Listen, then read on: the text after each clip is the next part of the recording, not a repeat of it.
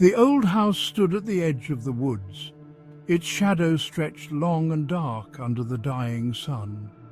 Sarah parked the car, her hand trembling. Beside her, Emma hummed a cheerful tune. The house loomed large, its windows like vacant eyes. The air grew colder as they stepped out. A shiver ran through Sarah as a gust of wind rustled the dead leaves. She could almost hear the house sigh.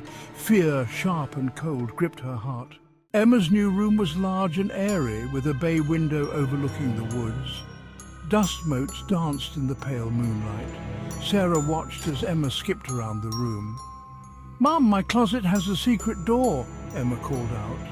An old, warped wooden door stood ajar inside the closet. "Don't go in there, Emma," Sarah said.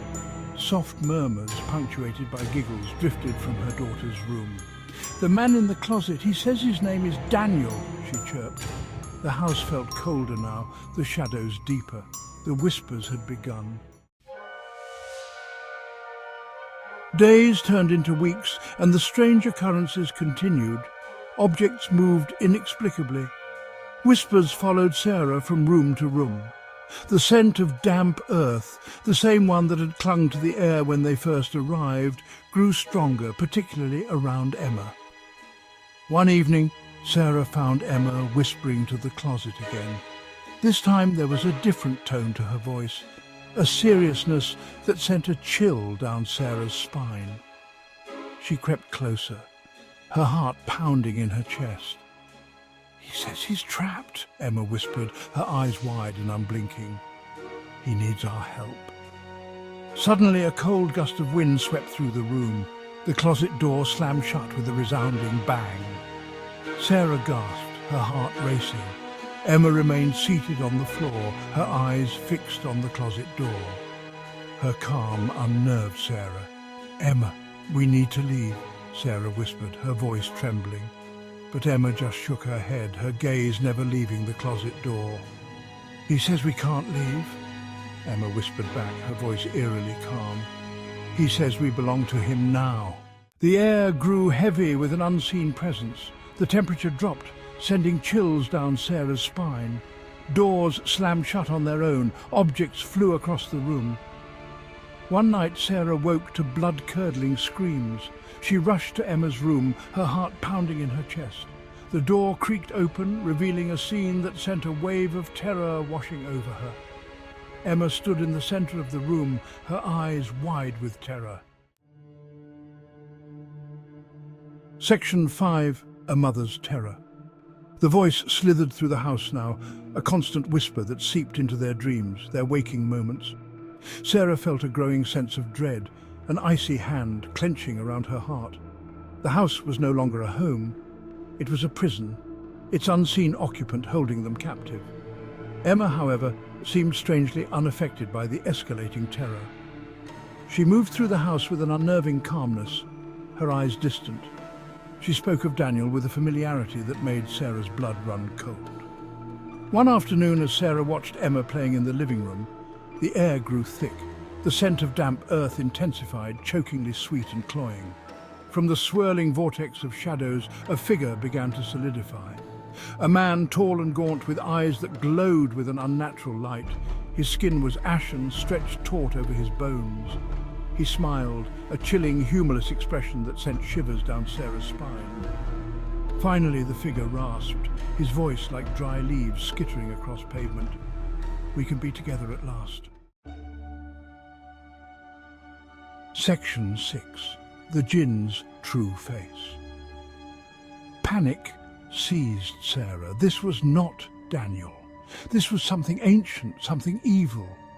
She knew this creature meant them harm. This was the source of the whispers, the cold dread.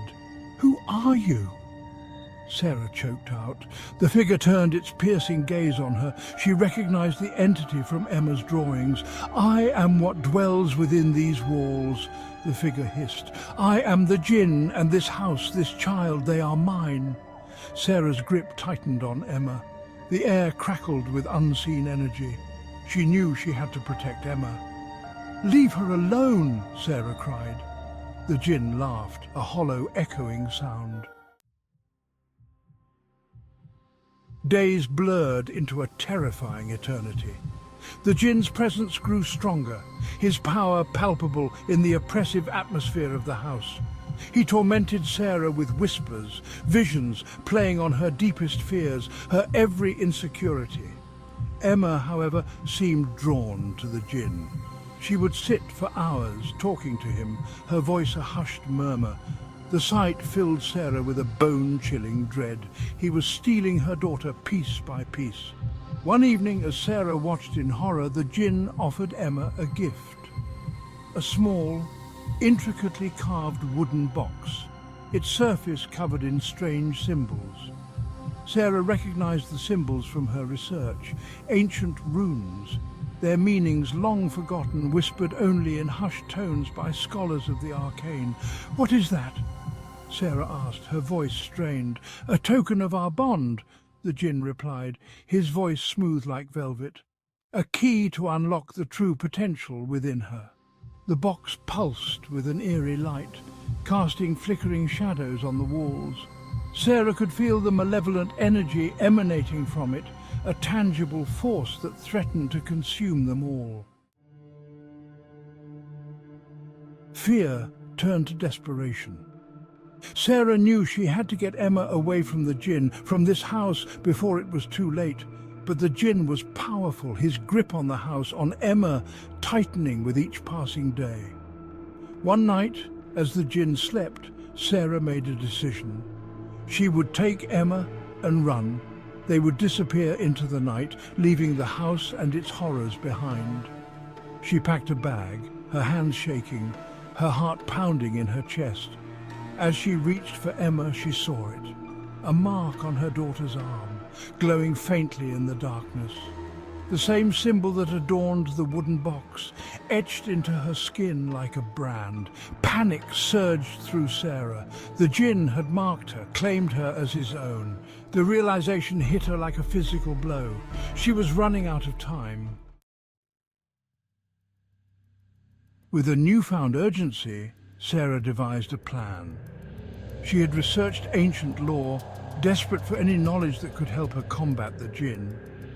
She discovered that certain rituals, performed under the light of a full moon, could weaken the entity. She gathered the necessary components, herbs, candles, and an ancient incantation. As the full moon cast an eerie glow, Sarah prepared for the ritual, her heart pounding.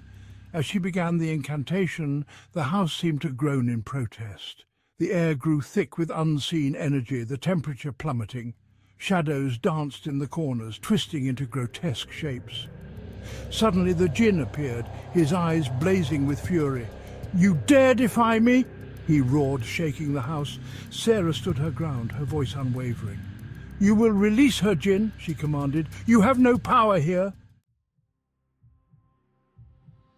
The jinn lunged at Sarah, his hand outstretched, tendrils of shadow reaching for her. But the power of the ritual held him at bay.